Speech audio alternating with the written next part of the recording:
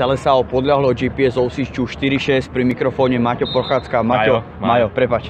Majo, tak zápas, v ktorom to bolo herne naozaj vyrovnané, dá sa povedať, že aj za nepriaznivého stavu ste bušili do supera, ale čo rozhodlo podľa teba o tom zápase dnes? Tak čo rozhodlo? Trochu šťastie futbalové supera. Rozhodlo to, že sme hrali prvých 15 minút polovičku manželstvu kvôli bratislavským kolónám, ale tak to nebudeme spomínať.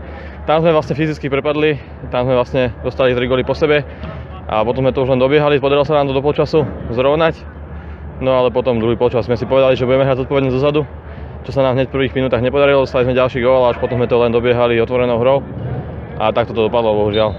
V druhom polčase ste mali aj 2 presilovky, ktoré ste nevyužili, takže to asi bude mrzieť. Bude to určite mrzieť, určite to bolo dneska hlavne o hlavách. Bolo to o tom, že sa chalani, či už ja alebo ostatní v týme, skôr sústredili na rozhodcu ako na hru a na fauly, ktoré boli, myslím si, že nespočetné množstvo dneska.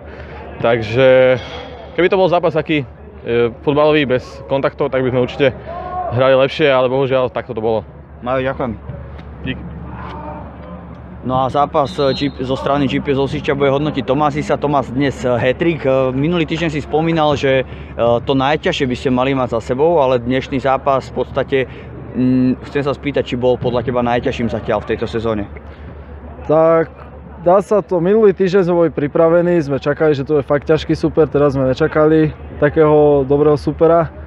Prekvapil nás, boli mladí, drzí, hrali futbal a aj sa hádali. Bolo to niečo úplne o inom ako minulý týždeň. Minulý týždeň my sme boli tí, čo došli brániť a hrať na protiútoky, čo sa nám aj podarilo. Nehrali sme tak pekný futbal minulý týždeň a dnes sme boli proste prekvapení a nedarilo sa nám to, čo sme chceli. Chýbali nám 2 hráči z kľúčoví a bolo to vidieť. V druhom počase ste mohli doplatiť na 2 oslabovky z vašej strany teda. Nakoniec to tak nebolo, ale asi aj tie 2 žlté karty svedčia o tom, že naozaj ste boli zaskočení a možno chýbal tam väčší pokoj alebo väčšia percentuálne držanie lopty, by som povedal. Hej, chýbal tam pokoj, hlavne super, začal už ku koncu útočiť iba on, my sme hrali na protiútoky, lebo nič dnes sme už nevedeli, sme odišli aj fyzicky a super, no tak hádzal sa na zem a niekedy to pomohlo, no. Tomás, ďakujem.